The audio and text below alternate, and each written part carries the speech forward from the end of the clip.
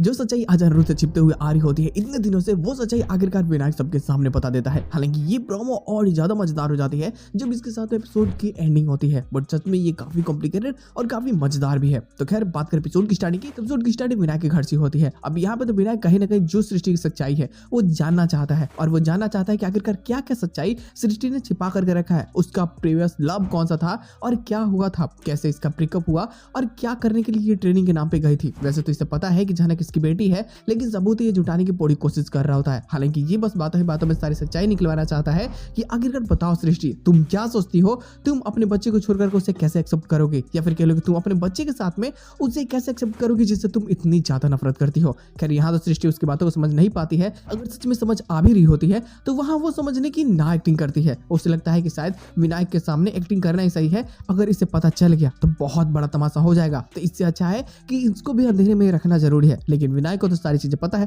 खैर गुरुजी भी कहीं ना कहीं समझा रहे होते हैं झनक को भी, और वो ये सारी बातें बता देते हैं कि देखो अब तुम हार नहीं मान सकती, और कैसे भी जो मंदिर में मिली थी झनक मतलब नतन वेल अनिरुद्ध से, तो सारी बातें वो बताती है। हालांकि जैसे उन्हें पता चलता है तो उसे बहुत बुरा लगता है। वो साफ साफ बोल देते हैं कि ये जो एक गलत फहमी है, फिर कह लो कि जो प्रॉब्लम्स के कारण तुम मुझसे मिली, तुम मुझसे एक वादा करोगे, तुम उससे शादी नहीं करोगे। अब झनक भला इस वादे को कैसे कर सकते हैं। हालांकि बाद में बोल देती है कि वो इससे क्या, वो किसी और से शादी ही नहीं करेगी, बल्कि वो ऐसी ही रहेगी।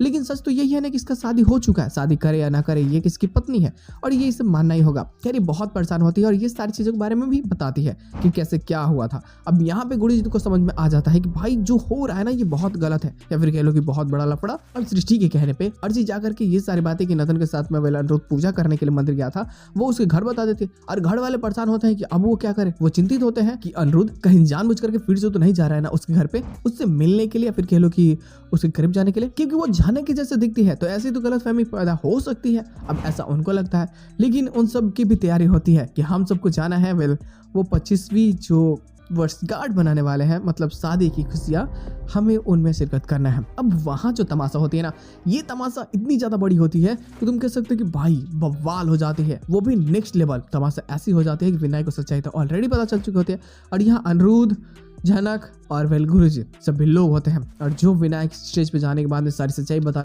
एक एक करके स्टार्ट करता है ना, इसके बाद में वो काले चिट्ठे जो सृष्टि ने सबके सामने छिपा कर रखे थे, फिर कह लो कि वो सारे पाप जो इसने ऑलरेडी बहुत पहले किए थे, वो सब एक एक करके सामने आ रहे होते हैं। और अब सृष्टि पूरी धमकी देने लगती है, और जैसे पता चल जाता है कि झनक नतन है और झनक सृष्टि की दूसरी बेटी है, अर्ची के अलावा भी सृष्टि की बेटी है। अब ये सारी बातें तो ऑलरेडी सबको पता चल जाती है जब विनायक सब कुछ बता देता है। तो अब अनिरुद्ध बहुत गुस्सा होता है कि नूतन झनक है, मतलब कि झनक नूतन है।